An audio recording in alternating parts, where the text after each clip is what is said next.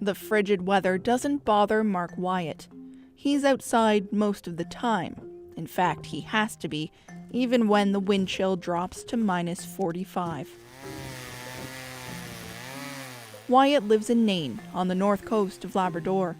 His home heated by a wood stove, the only thing standing between him and hypothermia.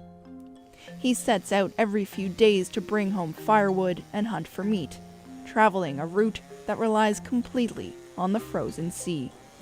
Gas is over $2 a liter. Food, you go down and buy $100 of groceries, might last you 1 or 2 days. So you can't, and especially if the sea ice goes, you can't go hunting, getting stuff that you can normally get instead of buying at the store. It'll be a lot cheaper. This year, the ice is late. That means Nain's residents couldn't get their food and fuel from the land.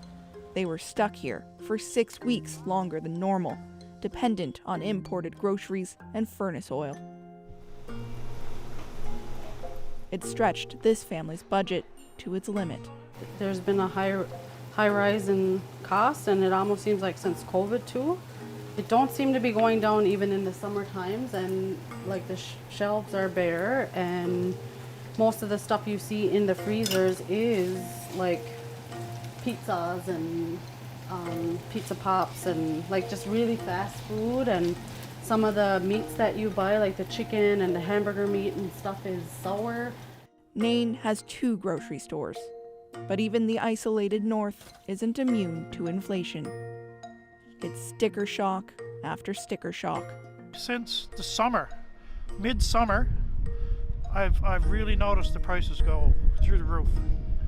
And how does that affect you when you're walking down the aisles trying to figure out what to buy for dinner? Well, some things I just don't buy, and my kids, like, I ask the kids, you want this? No, that's too expensive. Even my kids now will say, no, we don't want that because that's too expensive.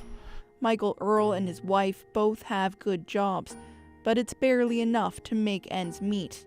And when the sea ice comes late, it nearly puts them over the edge. A frozen pizza here costs $20. A single can of chicken soup, $5. Losing those precious weeks to hunt and harvest means a strain. The wood that people are harvesting, they got to go over the sea ice to get to it. So it was later this year. And I caught wood. I caught wood to subsidize our income. But a lot of people here can't do that. So they're depending on me and other people who cut wood here for firewood.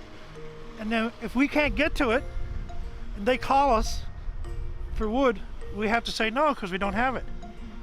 Same thing with the country food. Like, people go off hunting partridge, white partridge. And white partridge, they just drive around the shoreline and where the alders are and where the Arctic willows are, and that's what the partridge eat. You can't get to it. Ron Webb grew up on the ice eating that country food. In his 65 years, he's seen a major shift. It's changing a lot. It's changing big time. Webb says these days the ice is often too soft to hunt seals, putting more pressure on partridge. It's also making it harder to pass down traditional knowledge to the grandkids. Do you ever worry that it's going to be a very, very different place in a couple of decades for the next generation? Yeah, we discuss that all the time. And this year's a perfect example of what we're losing. We're losing our ice. One of these days, I guess, I don't know if we'll have ice. It's kind of a sad thing to think about, but it's hidden that way. I don't think it'll be in my lifetime, but where it's shorter winters, early spring, you don't have much time to do your traditional things you always did. But access to the country food isn't the only worry.